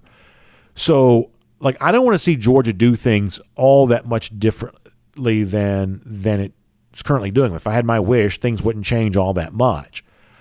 But could you find a few more explosive runs to really put you over the top offensively? Georgia had far more 10-yard plus passes last year than it had 10-yard runs, as a for instance on that, far more. And that's one of those things that I'd just like to see them find a couple of more big sort of game-changing runs. It doesn't have to be a 50-yard run. To me, 50-yard runs are almost overrated because all that really tells me is the safety fell down. But a 15, 20-yard run, well, at that point in time, now you're talking about the kind of thing that is replicable and is, a big part of your offensive attack. The Biscuit says he's still got 4 years of eligibility, so there you go. ready to use those. I guess I've still got my 4 years left too there, I guess. Paul Moon says, I could see Stetson Bennett breaking some of Aaron Murray's single-season records given a full season as the starter. An off-season plus more experience at receiver. His random bad throws got fewer and fewer last year. That's interesting. Y'all tell me, am I right about this? How long has it been since Georgia had a crop of receivers on paper to begin a season that look as good as this group looks?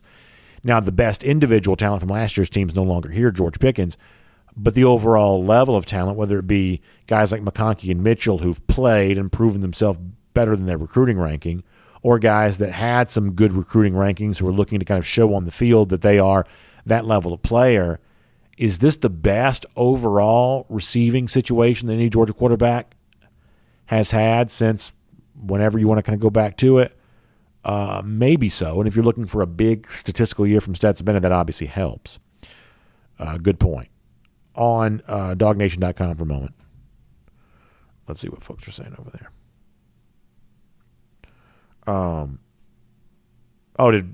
James Lawson, our buddy James, says that even Paul Feinbaum has now turned on Nick Saban, saying even he's now accusing him of making excuses. Well, good for Paul on that.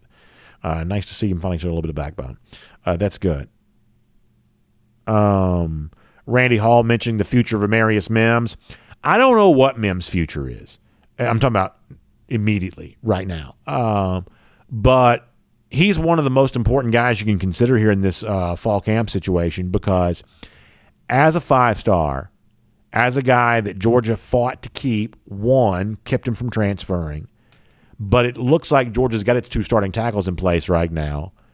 If there is any chance he might move to guard, or if there's that chance that he might be what Georgia seems to always have, especially its best teams, that sort of super sixth man, if he's plugged in, ready to go and be that guy, that's a huge, valuable asset for UGA, because no one has said that Mims, at least that I'm aware of, no one has said that Mims is any less of a talent now than he was when he first came to UGA. Sort of thought of as this elite, otherworldly type guy.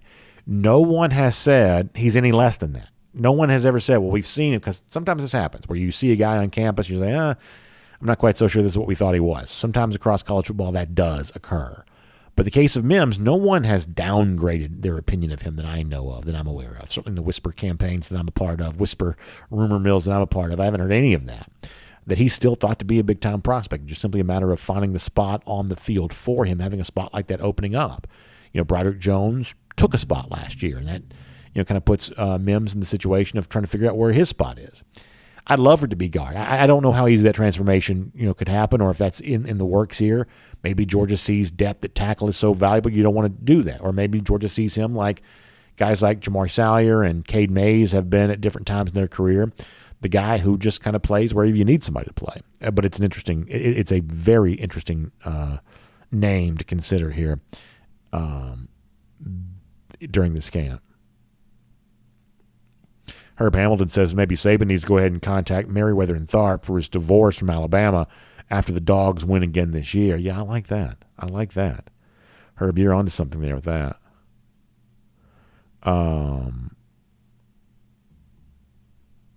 Senior Dog 54 and Cam Hayes talking about the fact that Gabe Harris came over to Valdosta from Thomas County Central. I should have mentioned that a little earlier, but Thomas County Central. Richard D's checking in to say that with Nazir and Bronson and Christian and TID, Mikael Williams, Marvin Jones, Darius Smith, JDJ, Smiles, Xavier, Javon, Malachi listed as backups, it gives me confidence in the upcoming defense. Yeah, this Georgia defense is still loaded. I mean, it is. And that's why the stuff we talked about Ohio State yesterday was so ludicrous. And, listen, I realize it comes across like a homer take or whatever. At a certain point, I just don't really care about that. I feel like in this case, the facts are on our side, which is that so like the anonymous coach talking about Ohio State's wide receivers are like, hey, I don't care how much they lost, they're still loaded because they're loaded every year. But a different anonymous coach talking about Georgia's defense, oh, man, they're going to regret all the stuff they lost. That's not the same coach, so I'm not trying to make an apples-to-apples comparison here. I'm just trying to say that there is a very different level of benefit of the doubt given to a program like Ohio State as opposed to a program like Georgia. Now, I've been trying to think about, like, why is that? I actually think I have a reason why that is. I don't have time to get into it right now. But the overall point from Richard here is, like, this is the defense that Georgia has, the level of depth that Georgia has on its two deep after losing 5 first-round picks. You know, there is nobody who has praised Brian Hartline more than I have. The position coach who works with the Ohio State wide receivers, he is killing it. Like, I'm not one of these guys that can't acknowledge what's happening, what we see with our own eyes. Of course, Ohio State's killing it with wide receiver recruiting. And of course, they are probably going to have just as many good dudes this year as they've had before because of the depth they've had in their program. The fact they don't stop bringing them in. They don't. They keep doing it. We're more than happy to give them credit for the thing, for what they've earned. But is the Georgia defense all that much different? Based on the level of recruiting that's going on, based on the level of play, not just the championship year, but sort of like the typical Georgia defensive year prior to that. I mean, we're more than happy to credit Ohio State in its receiver situation for the way in which it just returns over and never stops. But if you're being objective, if you're being, intellectually honest, we would say the Georgia defense is kind of doing the same kind of stuff. And the names that Richard just mentioned, that's an embarrassment of riches. Rambo says we just need for the staff to produce in the offensive recruiting trail. They've done it before and they can do it again. Yeah, I mean, there are a couple of names that could still change the way that Georgia fans feel about the offensive side in this 2023 class. Obviously, Tyler Williams would go a long way towards that. Hakeem Williams might even go farther than that. That there are a couple of names that could sort of make you forget a little bit about what's happened at running back, what happened at quarterback, and what's happened with some other wide receivers. The two Williamses could go a long way towards doing that. And obviously, young players succeeding and thriving. Another guy that does a little bit like what Brock Bowers did a year ago, regardless of the position he comes from, that would kind of make you feel a little bit better about that. But there is still time to kind of recast this 2023 class on the offensive side before it is all said and done. Also, I'd say that going out is not a skill position player, but going out and getting a Monroe Freeling would help you do some of that too. That there's a way to make this feel a little bit different.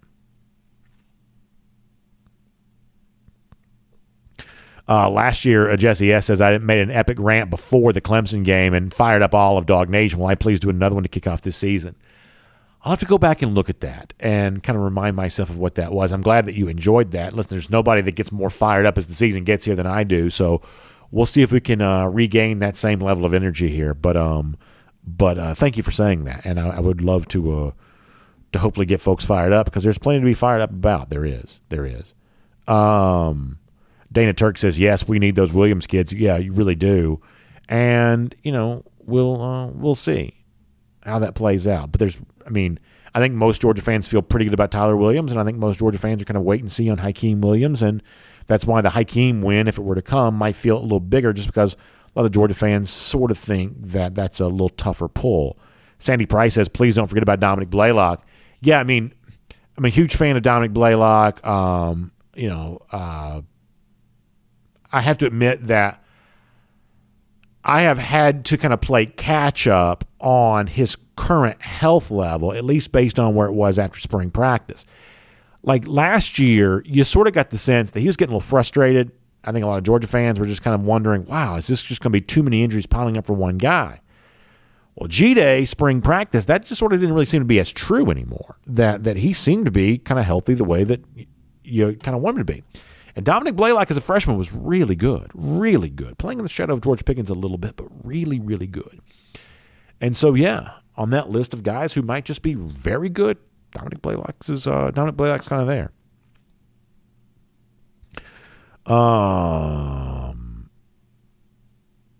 Let me just do final comments. We got to get ready to go. It's getting late.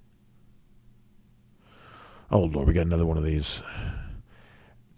I'm telling you, some of y'all, your search history is catching up to you because you show up on YouTube and you bring these bots with you.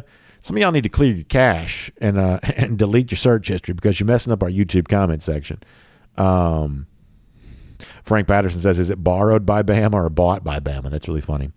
And also, do your own research on this.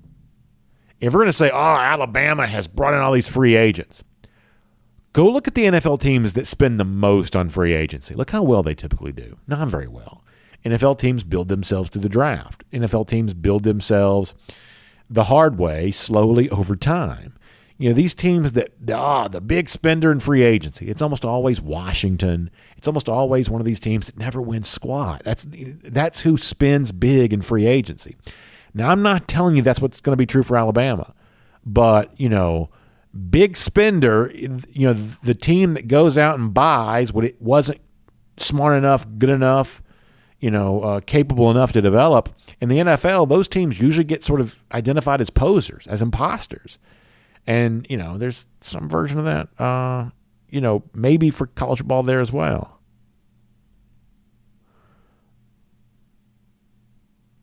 Thomas Dyson on the subject of Jake Fromm. I would have loved to have seen Jake Fromm in a better offense in 2019. Fromm did not have a good year in 2019. He just didn't. And listen, we all, love Jake. He's got a special place in history because of what he did for Georgia in 2017. And had some really good moments in kind of a sort of a controversial 2018 year, but he had some good moments in 2018. But he did not have a good year in 2019. He did not. I would have loved to have seen Fromm in a Todd Monken offense. I would have loved to have seen that. And I don't know. It's just one of those things, man, where there's so much stuff that's gone on. You'd love to kind of know just more about it. People seem very content to sort of like, well, it's just sort of water under the bridge now. But is it? I sort of feel like there's more about some of these stories I'd like to know. But nonetheless, I don't mind telling you, I'd love to have seen Jake Fromm in a Todd Monken offense. I would have. Philip Hudson going back to the recruitment of Will Anderson. That was a Georgia guy from the state of Georgia, I mean. And, Georgia's target in that class at the similar position was M.J. Sherman. There was a lot to like about M.J. Sherman. I'm trying to give you the most politically correct answer I can give. I don't mind telling you that.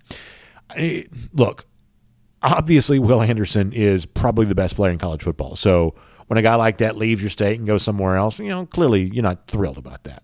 I mean, clearly. But I'm not going to blame M.J. Sherman for it, though. I think that Sherman, completely separate of anything involving Will Anderson, still has a chance to be a very good player. I totally do. But when a guy that you maybe didn't prioritize leaves your state and goes on to become, a game wrecker, well, clearly that's not great. Let's see what else. Kirby's visor also mentioning Tank Bigsby is going to be one of those guys that got away. Listen, I like Tank a lot, but Tank did not have a great year last year. He just didn't. So there have been a lot of, and this is going to sound like spin zone, and I don't necessarily mean for it to, but it's just something worth considering. There have been a lot of seemingly great running backs that have kind of gotten away from Georgia. And thus far, it's not obvious that many of those guys were like huge misses. Like, Zach Evans was good when he played at TCU, but, he's not really been, all that impactful as a player. Trey Sanders maybe because of injury, but, him not going to Georgia, that's been kind of a non-factor. John Emery Jr. was a guy that I really wanted Georgia to get, and it's just not really happened for him yet either. And listen, that's not me saying somehow Georgia knew this and therefore, Justice Haynes is not going to be good. That's not what I'm saying. I'm just saying that there are some kind of high-profile misses on the ledger for Georgia when it comes to running back recruiting. But for the most part, the guys that have gotten away, they hadn't really, materialized very much. Like Tank Bigsby does not look like this huge miss on the basis of the way that he played last season. He's a good player, but he's not like, oh my gosh. And the fact of the matter is, a guy that I didn't make a huge deal about at the time, Dajon Edwards, that's a guy that Dale McGee targeted. Dajon Edwards is good enough to play for anybody. And if he was playing somewhere else, he'd be playing a lot more and probably be like a bell cow or, something along those lines. So, it's a little bit of like a too trite of a statement to say, well, just sort of trust the coaches, whatever. But like Dale McGee, I do think has earned a certain level of trust here. The guys that he's brought in are effective running backs. He doesn't have, very many, if any, swings and misses. And while it seems like some big fish have kind of gotten off the line here a bit, I mean, who really has hurt you from that group that's kind of gotten away? Spencer Clark going back to Darius Walker. Now, that's a long time ago. The Walker thing's a long time ago. And there's some people who are like, and that's the reason why, Georgia doesn't get anybody from Buford now, because of Darius Walker way back in the early 2000s. But Buford's had like 40 head coaches since then. Like, I can't imagine that like Darius Walker going to Notre Dame has impacted, Buford to this day. They've had 8 million coaches since then. But nonetheless, we've got to go. We're sort of getting into the weeds now. All right, anything else? Jesse S. says, I think we tend to overestimate the difference between a 5-star and a 4-star. For example, Kenny McIntosh is playing just as good as any other running back that was ranked higher than him. I think sometimes that's the case. I mean, look, the category below, like 4-star compared to 5-star, 3-star, like there are some 3-stars that have an elite trait similar to 4-stars. There are 3-stars with blazing speed. There are 3-stars with impressive size. It just may not quite be the full package that would put them in that higher category. But we see all the time the 3-star player leverages that elite trait to become, sort of the better version of himself. And the 4-star situation is kind of the same way. It's like, Kenny McIntosh was a top 10 recruit. This was not one of the big recruiting wins that Georgia got when Kenny McIntosh came in. But when he first arrived at UGA, I remember thinking, gosh, this guy's way more athletic than I thought he was going to be. For some reason, I sort of had a picture of him being a little bit of a short yardage running back or something along those lines. The honest truth is like McIntosh was always athletic, from the word go. So, yeah, the Dell McGee recruits would probably all benefit from how like sometimes in the NFL they'll go back and sort of like redraft for the 2020 whatever draft. They'll go back and redraft the draft. If you went back and re-rated the recruits, almost every recruit that McGee has signed would be bumped up. Very few of them would be bumped down, although it's probably not, unanimous that they all, would remain where they were before. But very few would be bumped down, and a good number of them would certainly be bumped up. That's very true. All right. Trump Dog says that UGA had no healthy receivers in 2019 from last year. That is certainly true. But the biggest – listen, I hate to really litigate the past because it's a long time ago now. But Georgia had a lot of injuries at wide receiver and, whatever else. The biggest problem that Georgia had that year was the offense didn't work. That's the biggest problem. Georgia was scoring 21 points a game in SEC play. They had some injuries. They had some inexperience. They had whatever else.